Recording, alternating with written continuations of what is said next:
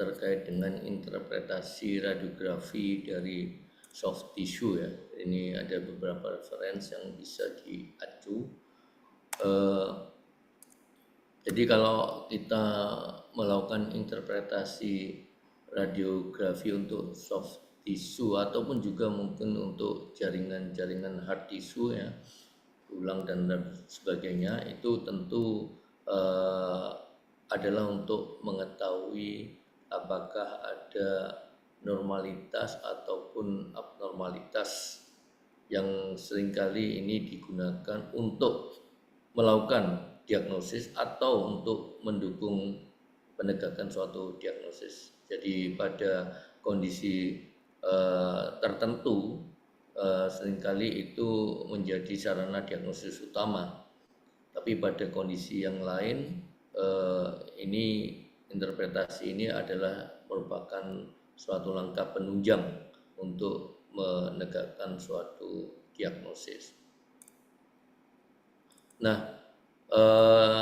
bagaimana kemudian kita melakukan pengamatannya? Jadi memang ini artinya bahwa saudara sudah memiliki suatu radiografi ya yang sudah standar dari yang interpretable, yang bisa dibaca dan bisa diartikan apa-apa yang terjadi. Jadi tentu ini sangat tergantung dari bagaimana Anda melakukan menggunakan peralatan-peralatannya ya, dari kombinasi antara MA dan KV-nya, kemudian juga tata letaknya, kemudian juga mendapatkan suatu radiografi yang bagus, baik itu dari aspek jarak fokus dari sentral X-ray-nya,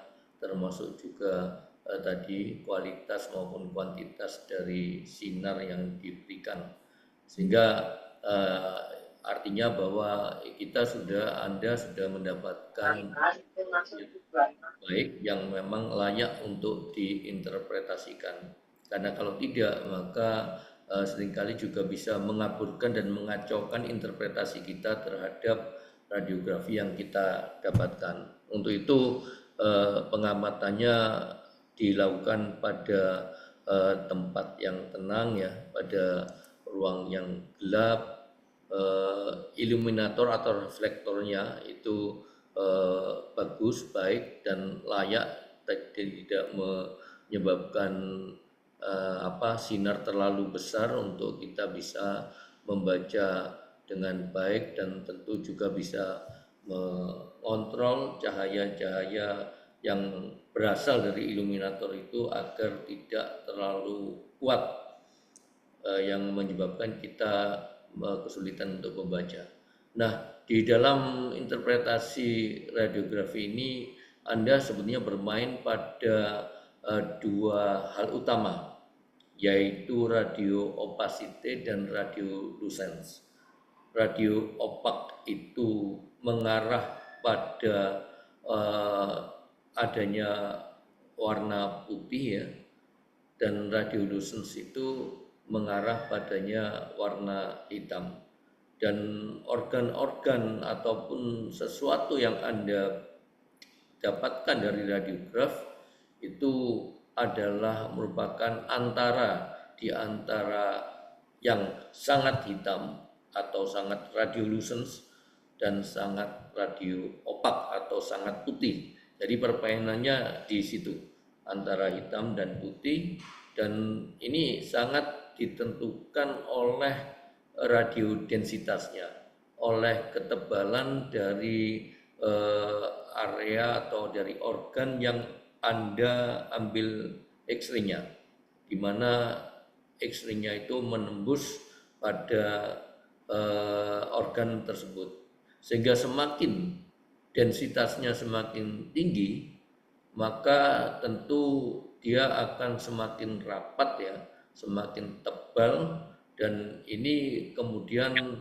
akan semakin mampu untuk menahan X-ray yang masuk, sehingga kemudian yang Anda dapatkan di dalam radiograf adalah adanya warna yang putih atau yang radio opak. Sedangkan semakin tipis area ataupun jaringan yang dilewati oleh X-ray, semakin banyak sinar yang bisa ditangkap oleh film, maka artinya juga melewati daerah yang kurang, densitasnya kurang, ya, yang kerapatannya itu kurang, maka dia akan memberikan gambaran warna hitam. Sehingga sinar yang lewat pada suatu substansi yang memiliki berat molekul yang kecil, misalnya pulmo ya, di mana di dalamnya itu ada O2, maka dia tentu akan nampak sangat radiolucence. Karena apa? Karena sinarnya bisa menembus hampir sebagian besar dan ditangkap oleh film, oleh kaset film. Sedangkan pada logam-logam yang misalnya yang sering Anda dapatkan, misalnya stainless ataupun juga tulang mungkin ya yang tebal, densitasnya sangat tinggi, yang mengandung molekul-molekul dengan berat molekul yang besar, maka dia akan memberikan gambaran yang putih atau radio opak. Sehingga ini organ-organ yang terletak di antara itu, apakah itu air, apakah itu yang lain-lainnya ya, yang mengandung cairan atau mengandung bolus makanan dan sebagainya, itu akan terletak di antara yang sangat radiolucent sampai dengan yang sangat radio opak. Dan ini adalah gambaran di mana ini akan secara bertahap. Jadi tadi sudah kan udara ya relatif dia sangat hitam, logam itu dia relatif sangat radio opak, sangat putih, dan lemak ataupun air ataupun juga tulang ya itu secara gradatif itu akan bergeser dari hitam mengarah ke putih. Dan ini sangat-sangat jadi radiopacity yang tinggi artinya dia akan optical density-nya itu sangat tinggi, maka dia akan memberikan gambaran sangat putih. Sedangkan yang radiolucence-nya yang tinggi atau radiopasitasnya yang rendah, maka dia akan menunjukkan gambaran yang sangat radiolucence, yang itu mencerminkan warna hitam akibat dari densitas yang rendah. Ini adalah suatu hal yang prinsip. Nah, saudara sekalian, untuk itu kita memang harus karena gambaran yang Anda dapatkan dari radiograf itu adalah gambaran dua dimensi ya, seperti foto itu dan seperti negatif dari suatu foto, maka Anda harus mengembangkan suatu konsep tridimensional. Jadi bagaimana gambaran yang berasal dari dua dimensi itu, apalagi kalau kemudian Anda mengambilnya hanya satu kali ya, apakah itu ventrodorsal, apakah itu lateral, maka konsep tridimensional ini harus Anda kembangkan di dalam benak kita, sehingga kita bisa merekonstruksi topografi anatominya. Karena topografi anatomi ini sangat penting untuk bisa mengidentifikasi apakah suatu organ itu mengalami normalitas ataupun abnormalitas. Nah, untuk membantu itu maka dilakukan dengan pengambilan melalui beberapa sudut, minimal diambil dua sudut. Jadi mungkin nanti di praktek ya Anda juga harus mempertimbangkan kemampuan finansial dari pasien. Kadang-kadang mungkin ya mau tidak mau hanya diambil dengan satu posisi saja. Tapi yang baik adalah Anda bisa mengambil minimal 2 proyeksi ya. Jadi baik misalnya proyeksi ortogonal maupun oblik. Jadi Anda bisa melengkapi itu agar apa? Agar konsep tridimensional yang kita kembangkan untuk melakukan interpretasi itu bisa berjalan dengan seoptimal mungkin. Nah, yang penting saudara sekalian adalah bahwa Anda harus paham bahwa kita bisa menyatakan suatu kondisi itu abnormal kalau kita memiliki pemahaman terkait kondisi normalnya. Dan ini secara medis ya, medis veteriner tentu itu adalah kunci saudara sekalian.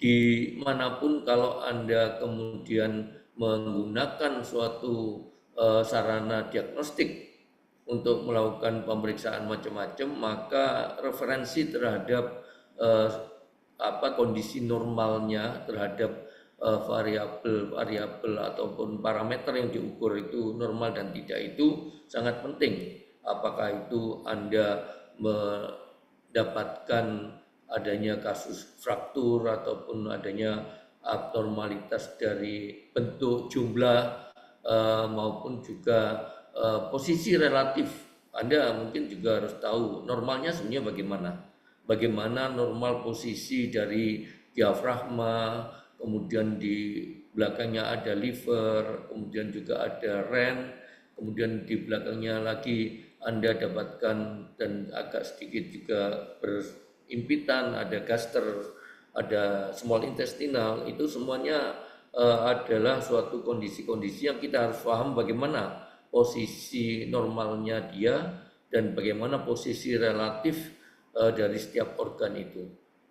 Dari situ kemudian Anda akan bisa menyatakan bahwa oh ini abnormal dalam bentuknya, dalam besarnya, dalam jumlahnya, dalam densitasnya, dalam itu karena apa? Anda membandingkan dengan kondisi normal. Demikian juga kalau Anda melakukan pemeriksaan hemogram misalnya, Anda tidak bisa menyatakan bahwa dia mengalami anemia, dia mengalami leukositosis, leukopenia dan sebagainya kalau Anda tidak memiliki standar normalnya berapa. Demikian juga pada pemeriksaan-pemeriksaan yang lain. Jadi referensi pada kondisi normal itu menjadi sesuatu yang mutlak yang harus Anda kuasai. Kalau tidak, maka Anda tidak akan bisa menyatakan bahwa organ itu, jaringan itu ataupun unit fungsional itu mengalami suatu abnormalitas. Nah, tentu di sini tetap harus dilakukan suatu mungkin sekarang sudah computerized ya, jadi mungkin data pasiennya itu jarang tertukar, tapi ya tetap bisa saja karena kan kita melakukan perlakuan pada hewan hidup ya, yang mungkin saja pasiennya bisa banyak dan mungkin bisa saja identitasnya tertukar dan ini yang tidak boleh. Kemudian juga dari posisi ortogonal ya, proyeksi ortogonal yang saling melengkapi. Jadi kalau yang satu itu diambil secara dorsoventral atau ventrodorsal, maka yang lainnya diambil secara lateral atau mungkin diambil secara oblik. Jadi di sini adalah untuk tadi mengembangkan konsep tridimensional berdasarkan pada gambaran yang sifatnya 2 dimensional. Nah, radiographic view ini kalau pada mungkin agak berbeda dengan rekambensi ya, dengan rebah. Jadi kalau radiographic view itu adalah mengacu pada arah sinar datang dan arah sinar keluar. Sehingga kalau kemudian kita ingin mendapatkan gambaran abdomen yang dari ventrodorsal, artinya bahwa hewan itu harus dalam dorsal rekombensi. Jadi dia dalam kondisi terlentang dengan bagian dorsal ada di bawah. Itu sinar itu akan masuk ke dalam bagian ventral dari abdomen dan kemudian tembus ditangkap oleh ini di bagian dorsalnya, ditangkap oleh kaset film. Sehingga ini radiographic view-nya kalau Anda bilang ventrodorsal, dorsoventral, lateral dexter, artinya bahwa dia berasal dari bagian mana sinar itu masuk. Kemudian tentu sangat ditentukan juga pada exposure-nya, sehingga positioning itu menjadi sesuatu yang sangat penting. Karena apa? Karena memang ada prinsip bahwa ada jarak, ada tegak lurus, kemudian juga ada apa ya, tidak membentuk sudut ya, dengan jumlah sinar dan kualitas sinar yang sesuai. Jadi kalau kemudian Anda yang terakhir ada 3 hal ya yang kemudian juga sedekat mungkin dengan kaset film.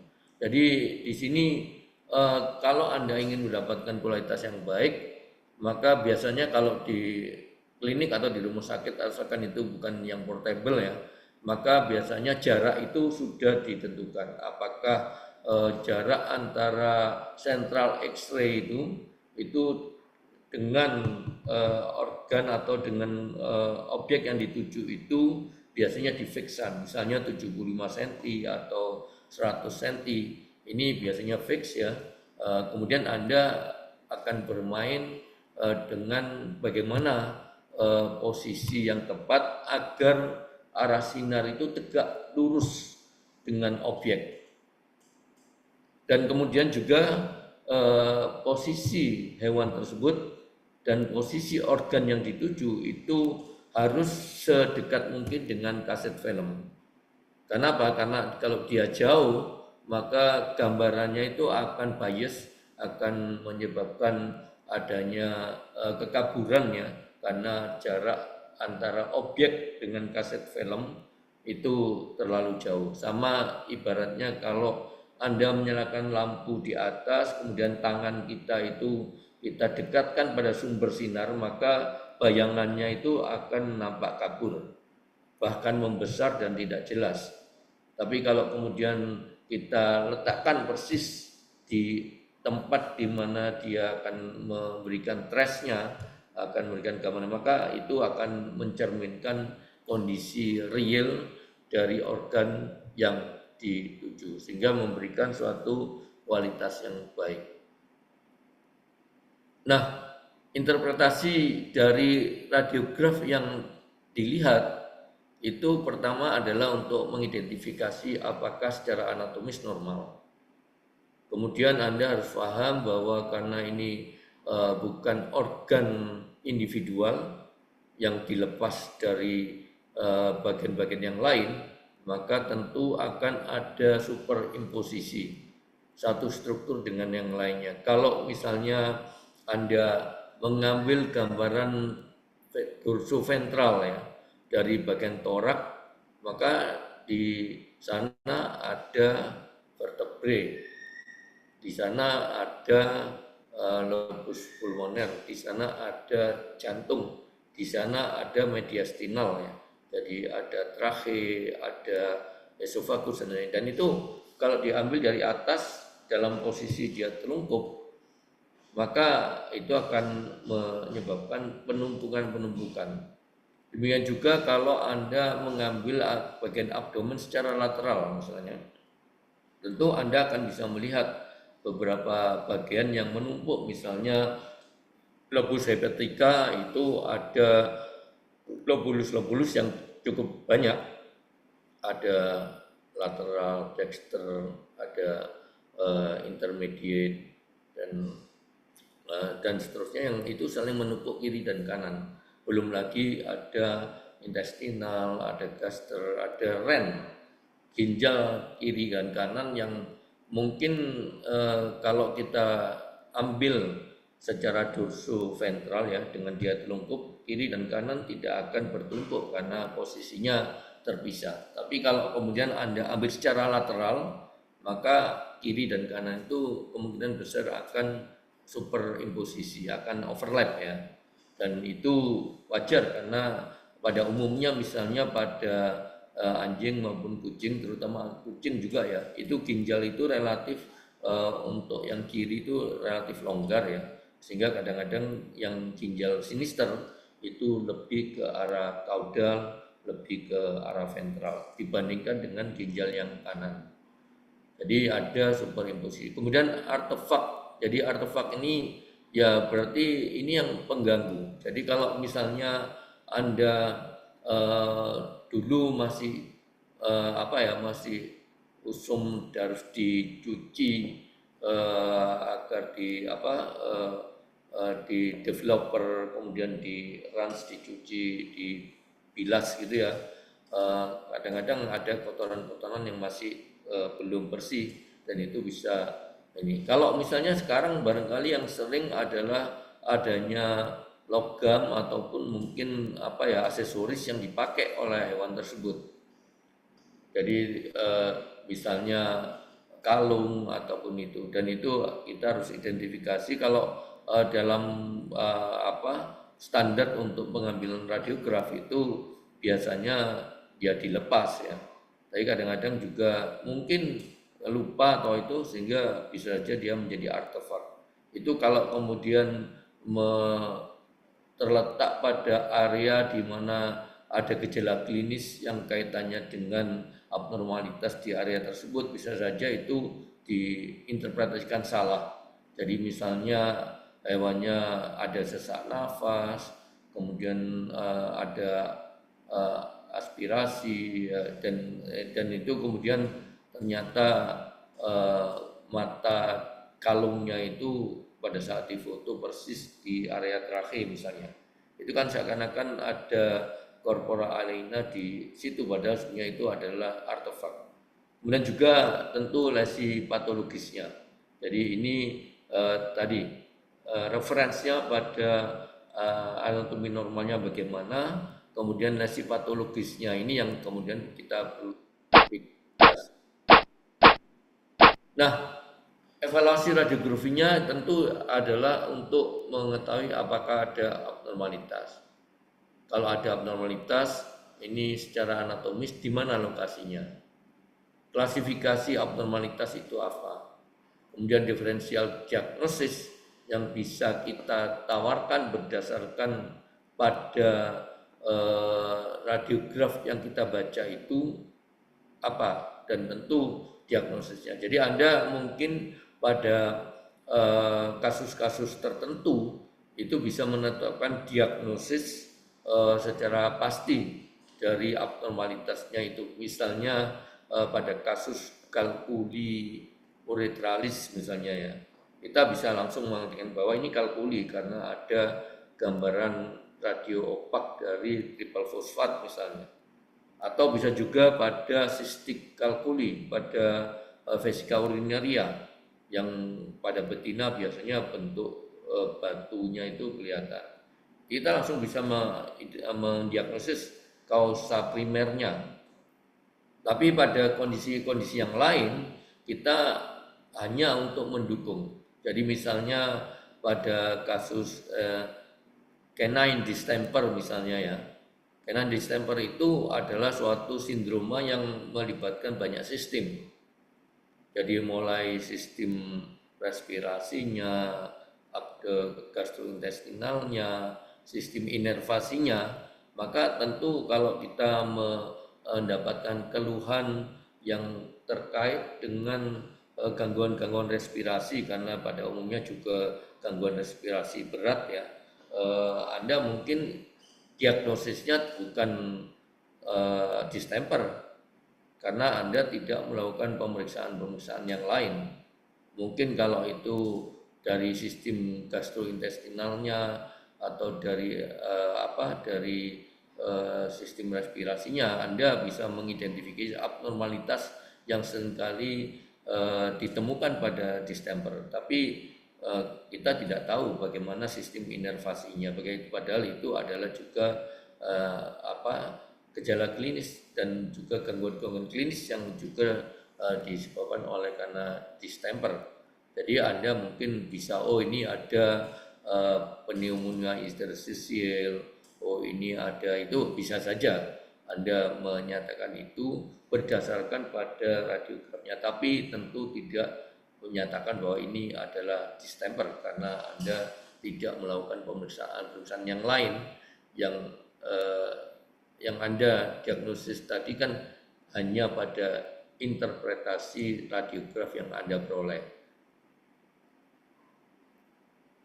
Nah, abnormalitas yang bisa kita identifikasi saudara sekalian adalah dari ukurannya, kemudian juga dari kontur atau bentuknya, kemudian dari variasi jumlahnya ya.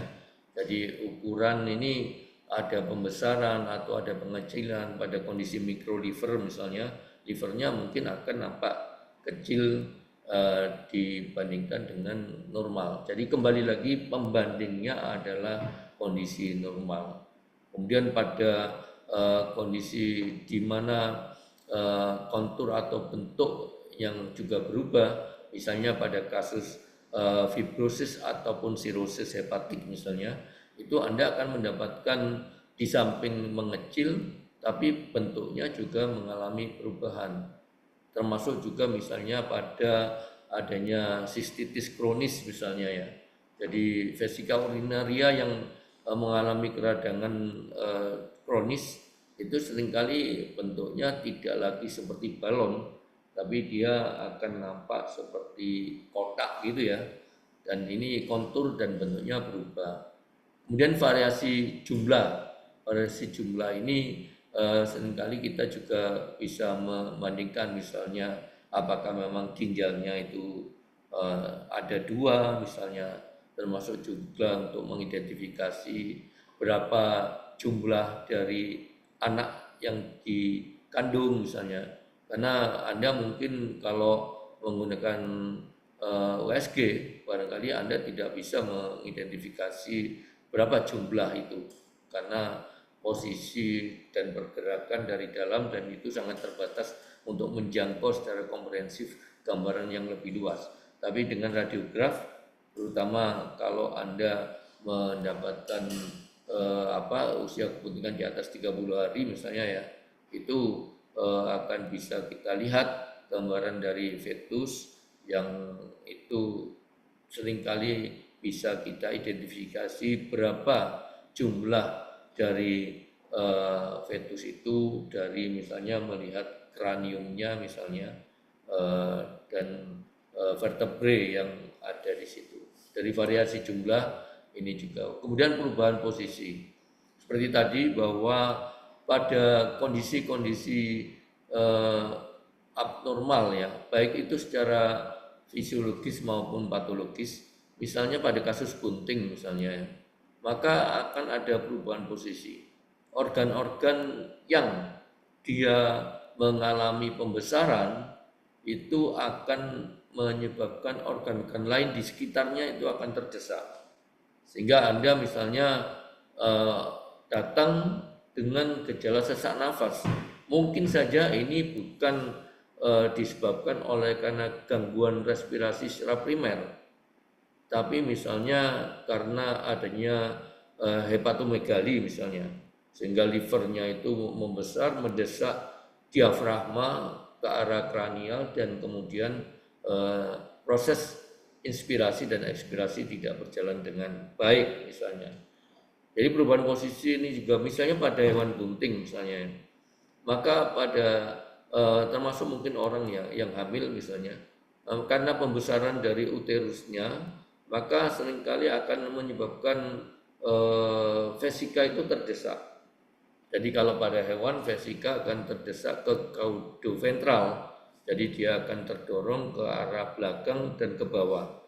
Yang itu kadang-kadang kemudian menyebabkan adanya stimulasi untuk urinasi. Jadi dia akan terstimulasi untuk kencing, yang kadang-kadang kencing bisa berkali-kali karena tekanan-tekanan itu, yang mungkin juga pada ibu hamil itu juga seringkali juga terjadi seperti itu. Kemudian perubahan opasitas ya. Jadi ini karena adanya inflamasi, adanya fibrosis misalnya, itu juga akan menyebabkan perubahan struktur arsitektur dari suatu organ atau jaringan, dan itu juga akan berpengaruh terhadap opasitasnya, baik itu yang bersifat homogen maupun heterogen. Jadi misalnya kalau pada eh, apa organ-organ yang mungkin yang mudah, misalnya pada pada eh, sistem osifikasinya ya, kalau ada eh, karsinoma biasanya arsitekturnya akan mengalami suatu perubahan dari bentuk korteks yang mungkin biasanya opasitasnya homogen, itu konturnya mengalami perubahan dan kemudian opasitasnya menjadi heterogen, yang itu menunjukkan adanya alterasi ataupun perubahan arsitektur dari suatu jaringan maupun organ. Demikian juga pada kondisi-kondisi yang lain akibat adanya suatu inflamasi, adanya suatu ruptur ya, visu dan lain sebagainya pada organ tersebut. Dan tentu biasanya akan mempengaruhi fungsi itu. Jadi tadi saya berikan contoh yang sekunder, misalnya gangguan respirasi ternyata disebabkan oleh karena livernya yang membesar dan adanya ketidakmampuan dari diafragma untuk bergerak ke kranial dan kaudal.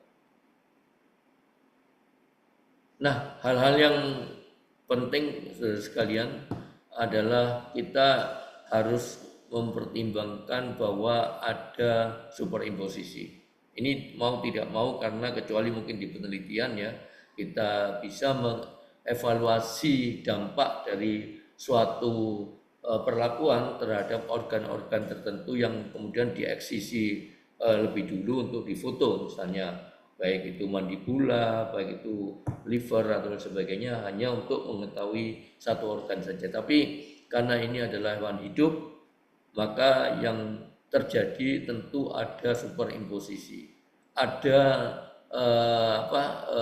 overlapping dari organ-organ itu, karena posisinya misalnya yang kiri dengan kanan bertumpuk kalau itu lateral, kemudian yang atas dengan bawah itu kalau ventrodorsal atau dorsoventral.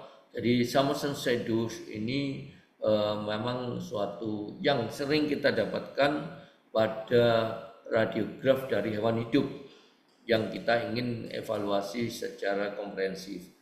Nah, di sini tentu kita tadi saya katakan bahwa misalnya di area lateral kranial ya. Jadi kalau Anda membaca secara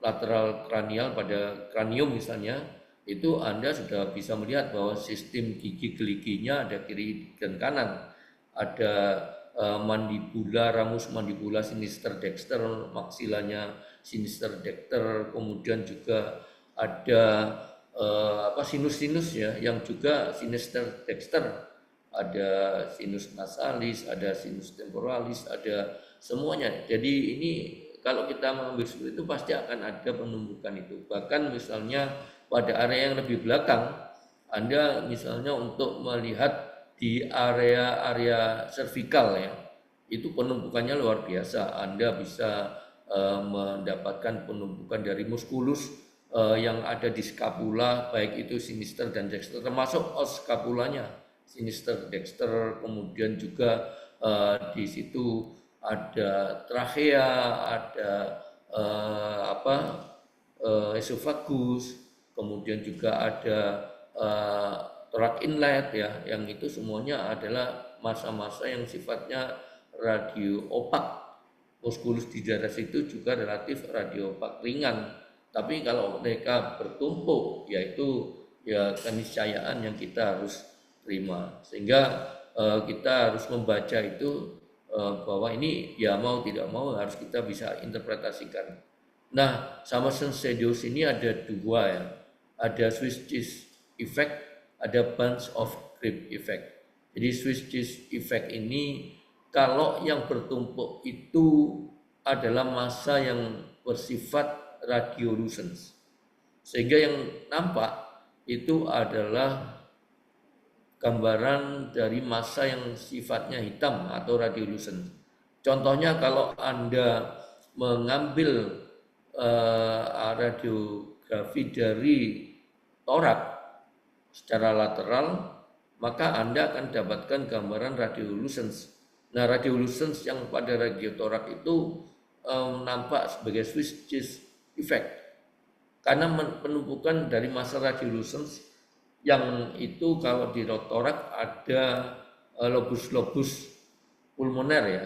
Jadi lobus sinister, ada lobus intermediate, ada lobus dexter yang itu bertumpuk. Dan tumpukannya karena dia adalah terisi oleh udara pulmo itu, maka dikenal dengan Swiss cheese effect. Pada abdomen juga sama, Anda mungkin bisa mendapatkan itu pada area-area small intestinal. Small intestinal itu di samping berisi bolus-bolus makanan ya, tapi juga ada udaranya yang seringkali memberikan gambaran radiolucence. Nah, kalau kemudian kita lihat bahwa small intestinal begitu panjangnya ya, dia memutar melingkar di area abdomen, maka Anda akan bisa melihat superimposisi dari massa-massa yang bersifat radiolucence dari bagian intestinal yang warnanya radiolucence. Ini adalah Swiss cheese effect. Pada kondisi lain kita bisa dapatkan radiopax Summerson Shadows atau bunch of grape effect. Bunch of grape effect itu seperti apa ya, bentukan di mana akan memberikan refleksi radiopak. Jadi kalau misalnya Anda melihat jantung misalnya dan kemudian Anda ambil melalui gambaran dorsoventral atau ventrodorsal, maka di situ Anda akan bisa melihat jantung yang radio opak itu akan superimposisi dengan vertebrae torak.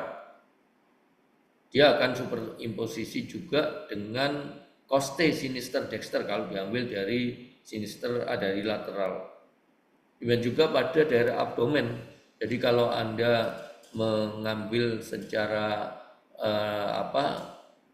dorsoventral atau ventrodorsal kasus piometra misalnya, mungkin saja Anda akan bisa melihat gambaran korpus dan kornua uterina yang radiopak yang membesar, dan dia akan terpisah karena ventrodorsal atau dorsoventral dia akan mengarah ke depan pada area ovarium sinister dexter. Tapi kalau Anda ambil gambarnya secara lateral, maka Anda akan mendapatkan penumpukan dari massa yang bersifat radio opak itu, dan itu adalah manifestasi dari overlapping antara kornua sinister dexter yang dari uterus yang mengalami piometra tadi, sehingga ini yang dikenal dengan bunch of grape effect. Nah, kemudian yang penting lainnya adalah saudara sekalian ada efek siluet. Jadi efek siluet ini bersifat positif kalau kemudian suatu organ yang sifatnya radio opak ya, itu kemudian pada saat di radiograf nampak batasannya kabur pada daerah kontak dari dua organ itu. Misalnya yang sering antara liver dengan pankreas misalnya, atau limfa. Pankreas agak kecil ya dan agak sulit ya. Pankreas dengan limfa, dengan liver. Liver ada di depan radio opak. Nah, seringkali kalau liver itu dia mengalami hepatomegali, maka dia akan bergeser baik ke depan maupun ke belakang. Nah, dia akan bersentuhan dengan limfa yang walaupun dia kalau secara lateral dia di belakang, tapi sebenarnya dia di belakang sinister. Nah, begitu terjadi kontak, maka ini kita akan mendapatkan siluet positif. Artinya bahwa dua bentukan itu kontak masing-masing itu akan hilang, batas dari kontak itu akan hilang. Dan itu siluet positif mencerminkan bahwa organ itu betul-betul memang berkontak. Kalau kemudian Anda melihat misalnya ginjal kiri dan kanan, tadi saya katakan ginjal kanan itu relatif lebih ke depan, ginjal kiri agak lebih ke belakang, tapi eh, kalau diambil secara lateral maka mereka akan superimposisi, mereka akan overlap sebagian. Nah, kalau kemudian ginjal itu kita ambil secara lateral, maka kita akan masih bisa melihat batasan dari area overlappingnya itu. Jadi batas atau margin dari masing-masing organ itu masih terlihat. Itu artinya siluetnya negatif. Siluet negatif menunjukkan bahwa kedua organ itu tidak bersentuhan, walaupun mereka nampak berimpitan atau overlap, tapi mereka sebenarnya tidak bersentuhan. Karena faktanya ginjal kiri di kiri, ginjal kanan di kanan, walaupun mereka di area ekstraperitoneal. Kemudian pada kondisi tertentu mungkin kita bisa menggunakan eh, kontras untuk barium sulfat misalnya yang untuk mendiferensiasi antara apakah abnormal ataupun tidak, dan tentu adalah persepsi yang tepat. Nah, saudara sekalian, ini kesalahan dan kesalahan yang sering itu adalah kita tidak fokus ya, tidak konsentrasi akibat adanya lesi-lesi yang atau abnormalitas yang membingungkan. Jadi memang pengamatan ini harus dilakukan secara fokus dan kemudian tidak terpecahkan konsentrasi kita akibat banyaknya abnormalitas yang dan ini harus kita interpretasikan. Kemudian kadang-kadang dugaan awal terbukti sehingga kita hanya mengidentifikasi parsial. Misalnya bahwa hewan itu datang dengan tujuan untuk membuktikan apakah dia bunting karena perutnya membesar, bulunya bagus, dan kemudian kadang-kadang kencingnya itu ya tadi tertekan dan sering kali poliuria. Nah, kalau kemudian kita dapatkan radiografinya dan kemudian kita nyatakan oh ternyata memang ada fetusnya, uterusnya membesar, fetusnya nampak ada 5 ekor misalnya, dan kemudian kita diagnosis pregnant, bunting, maka bisa juga kita merasa sudah selesai. Padahal sebetulnya di depan kita itu kalau kita melihat gambaran dari uruk genitalnya ya, jadi pada area ginjalnya, ureternya, vesikanya itu ternyata di situ misalnya ada kalkulinya misalnya.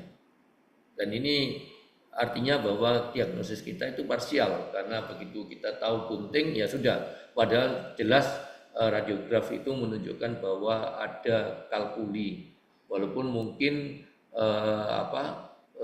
terjadi secara tidak total ya. Jadi dia masih bisa urinasi. Kemudian menetapkan diagnosis definitif dari abnormalitas relatif. Ini contohnya tadi yang eh, diagnosis distemper tadi.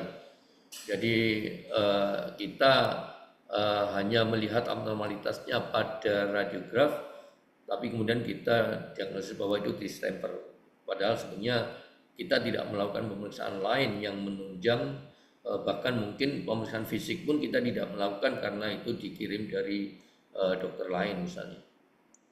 Nah, ini orientasi pembacaannya saudara sekalian. Jadi di sini acuannya kalau ke depan itu adalah kranial ya, ke belakang gaudal, kemudian di punggung ini ke arah dorsal, ini ke arah ventral, Jadi depan belakang selalu cranial atau caudal. Pada beberapa eh, tempat yang lain, misalnya di daerah karpal dan tarsal, itu seringkali kita juga sebut dorsal untuk yang depan ya, tapi di bagian belakangnya itu adalah palmar.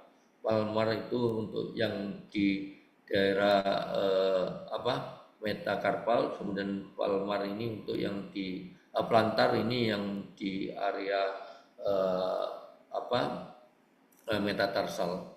Jadi ini penyebutan yang, atau bisa juga kita sebutkan koksigea yang kalau mengarah ke belakang ke arah ekor.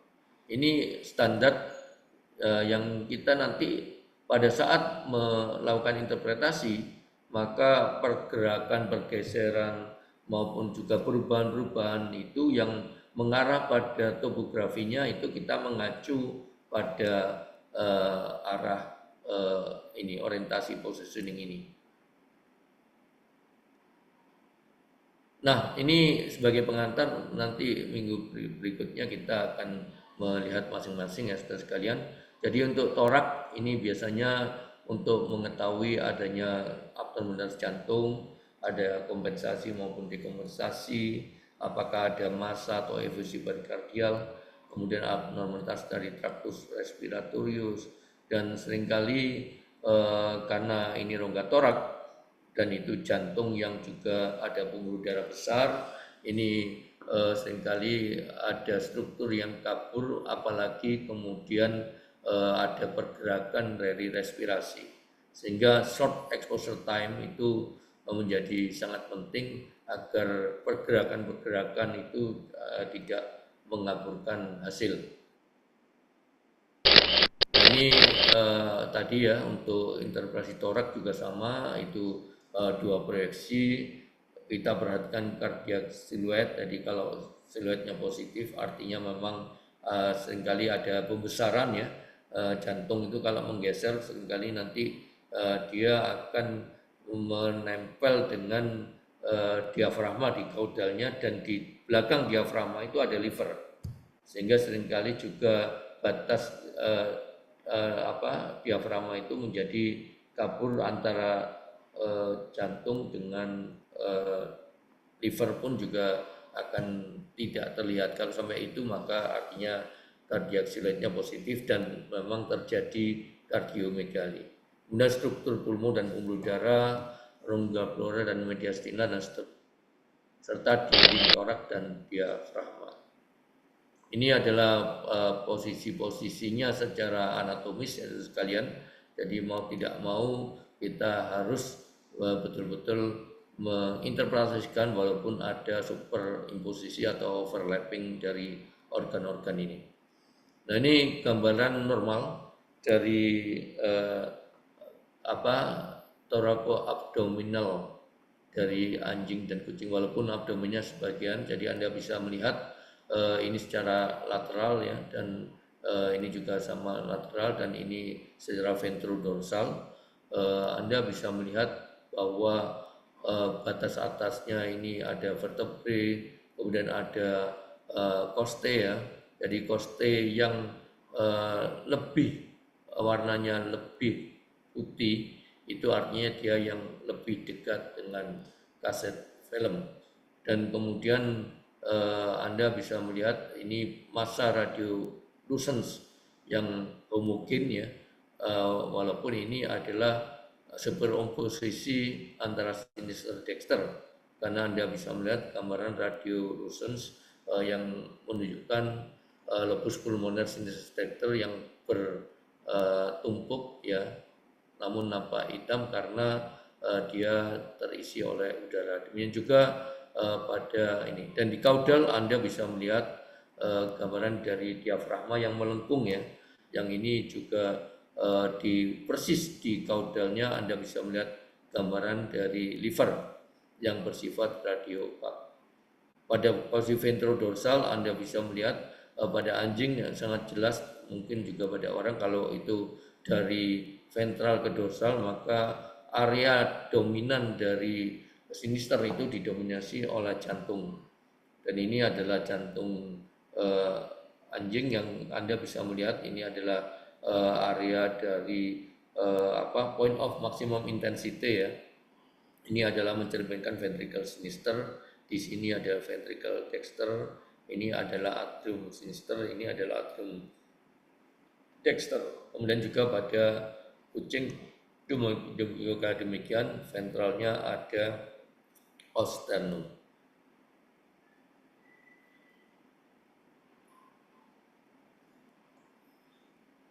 Nah, untuk abdomen saudara sekalian, itu Anda tentu melihat apakah ada normalitas atau tidak, dan itu biasanya oleh karena adanya massa benda asing ya, adanya asites, akumulasi cairan pada rongga abdomen, peritonitis, hepatomegali, adanya gangguan-gangguan pada GI tract dan urinary tract, termasuk juga kepada ginjal, saudara sekalian.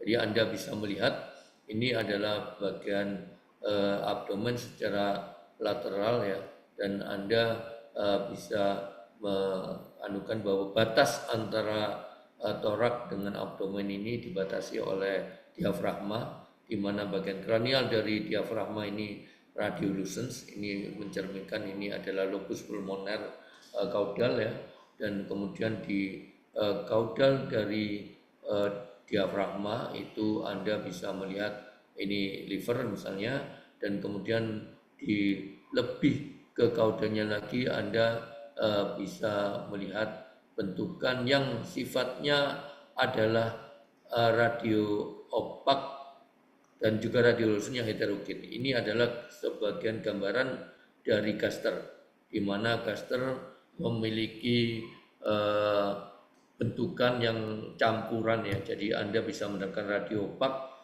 dari bolus makanan, Anda bisa mendapatkan gambaran udara dari udara yang ada di gaster, Anda bisa juga mendapatkan gambaran cairan yang ada di gaster sebagai gastric juice ya, yang kemudian dia akan berlanjut ke arah caudal dengan small intestinal. Ini adalah Swiss cheese effect ya. Anda bisa melihat bentukan radiolucens yang saling bertumpuk dari intestinal. Ini adalah small intestinal. Di bagian ventral ini Anda bisa melihat ini adalah liver ya, dan di caudalnya ini agak terpisah, ini adalah limfa yang nampak di area caudoventral, walaupun kalau ventrodorsal dia nanti akan nampak di sebelah sinister lebih dominan. Kemudian juga Anda bisa melihat gambaran dari REN, jadi ginjal ya. Jadi Anda bisa melihat ada REN dexter, ada REN sinister. REN dexter dan REN sinister ini yang sebenarnya batas dari kedua ini, sinister dexter ini sangat jelas, artinya bahwa dia tidak bertumpuk. Jadi yang ini saya katakan kalau itu efek Elliotnya negatif, jadi dia berpisah. Oh sebentar, saya masih sebentar. Suruh masuk aja Bapak. Suruh masuk lagi. Iya. Itu. Nah, ini adalah secara umum gambaran normal ya. Jadi Anda bisa melihat contoh yang lain. Jadi di sini kalau kemudian kita lihat dari gambaran, jadi ini adalah sinister ya, artinya bahwa ini diambil secara ventrodorsal. Anda bisa melihat ini adalah adanya REN sinister dexter ya, dan kemudian yang kalau dilihat secara lateral itu bertumpuk. Ini gambaran lain yang menunjukkan juga adanya akumulasi dari gas ya. Jadi mungkin dia mengalami indigesti ya, sehingga kemudian ada distensi dari area kolon yang menunjukkan adanya akumulasi gas yang sangat luas.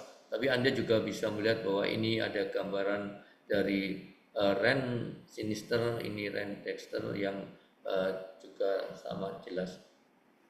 Itu saudara sekalian yang bisa saya kasihkan untuk hari ini. Ada pertanyaan? Absensinya sebentar ya.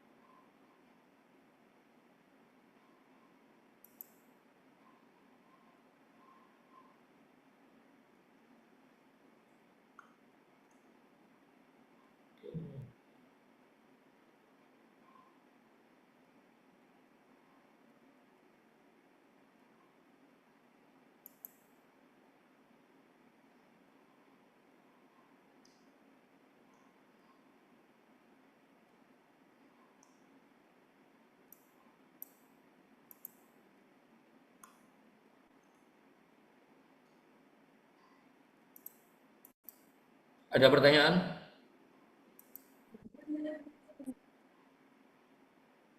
Sepertinya tidak ada, Prof. Terima kasih.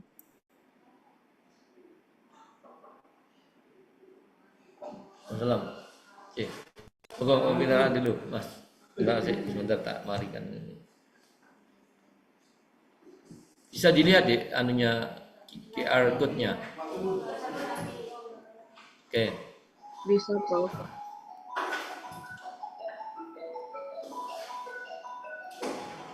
Prof, mohon maaf atas nama Risma Putri Anastasia tidak bisa absen karena hanya menggunakan satu device, Prof. Halo. Ya, halo, Prof. Atas nama Risma, Prof. Risma, nomor berapa ya, Dik? Nomor 19. 19. Oh ya. Oke, ada yang lain? Terima kasih. Ini absensinya Permisi, Prof,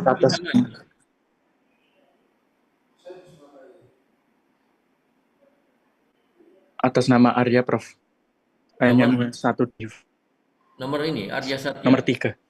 Oke. Ya, ini yang kelas Permisi, B Prof, juga. atas nama Ya. Komang Chandra Maheswari, Prof. Komang Chandra. Nomor berapa? Ini 11. Oke. Mohon maaf, Permisi, Prof. QR-nya terpotong. Oh ya. Oh yes. Masih kelihatan, Dik? Sudah terlihat, Prof. Oke. Permisi Prof, atas nama Joanna Krisel. Joanna. Permisi Prof, atas nama Siskia Darina, Prof. Siskia. Terima kasih, Prof. Permisi Prof, atas nama Amelia Wulandari.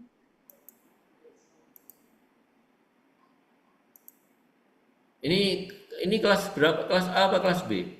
Kelas A, Prof. Yang B mana?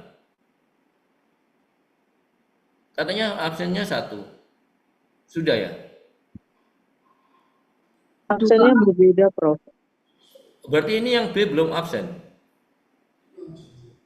Belum Prof untuk kelas B. Oh, berarti harus saya bikinkan ya. Ini sudah berarti kelas A ya?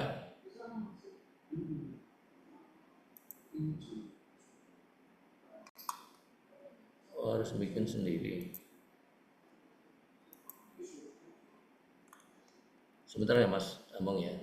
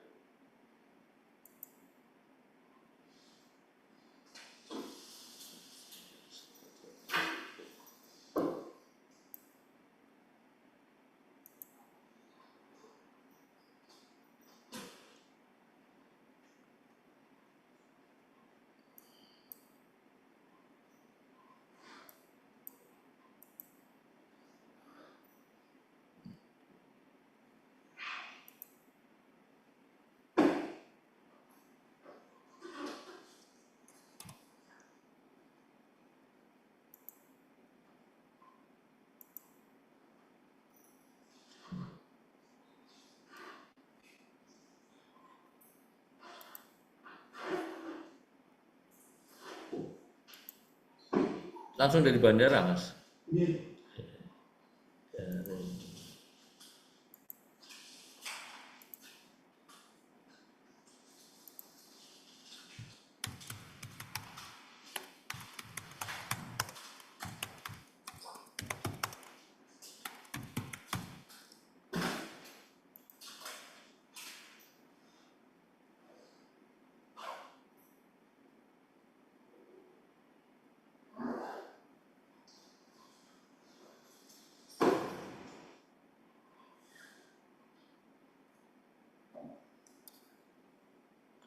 Ini yang B kok nggak bisa ya, Dek ya? Karena jadwalnya bentrok.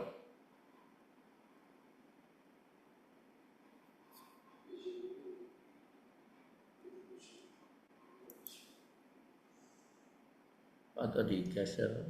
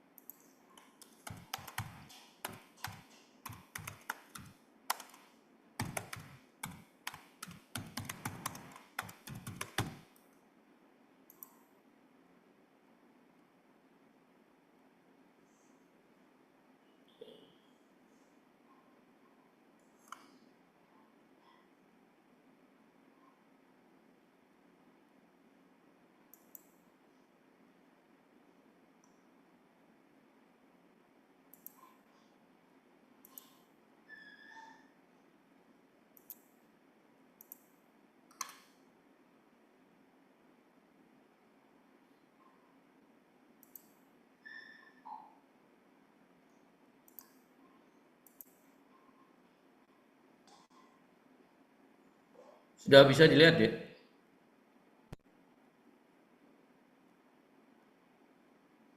Halo? Sudah, Prof. Bisa, Prof.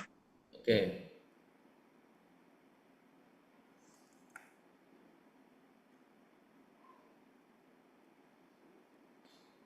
Permisi, Prof. Mohon maaf atas nama Elizabeth. Apakah boleh dibantu pencetkan, G? Bentar, Elizabeth nomor berapa? Nomor 4, Prof. Oke, ada yang lain? Terima kasih banyak, Permisi, Prof. Prof. Siapa? Atas nama Rita Delviana. Rita. Oke, ada yang Permisi, kasih, Prof. Prof. Atas nama Nalintang. Nah, Nomor 4. mana? Oh, Nalintang. Oke. Terima kasih, Prof. Ya, sama-sama. Ada Isi yang Prof lain? atas nama Helen, Prof. Helen. Oke, ada yang lain? Permisi, Prof. Atas nama Dia Uzikra. Ya, Yusikra. Terima kasih. Oke. Ada yang lain?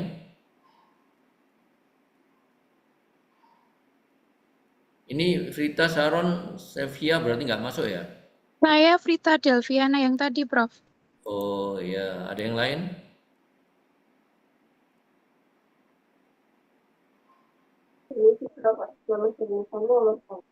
Siapa?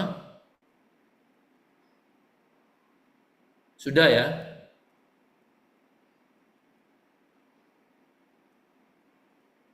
Sharon sama Stevia, nggak ada? Atas nama Sharon tadi ada, Prof. Sebentar. Tadi anaknya barusan on mic, Prof. Oke. Stevia ada nggak? Stevia sedang cuti, Prof. Cuti. Oke, berarti oke ya. Oke, terima kasih adik-adik. Assalamualaikum warahmatullahi wabarakatuh. Waalaikumsalam. Terima kasih, Prof. Terima kasih, Prof.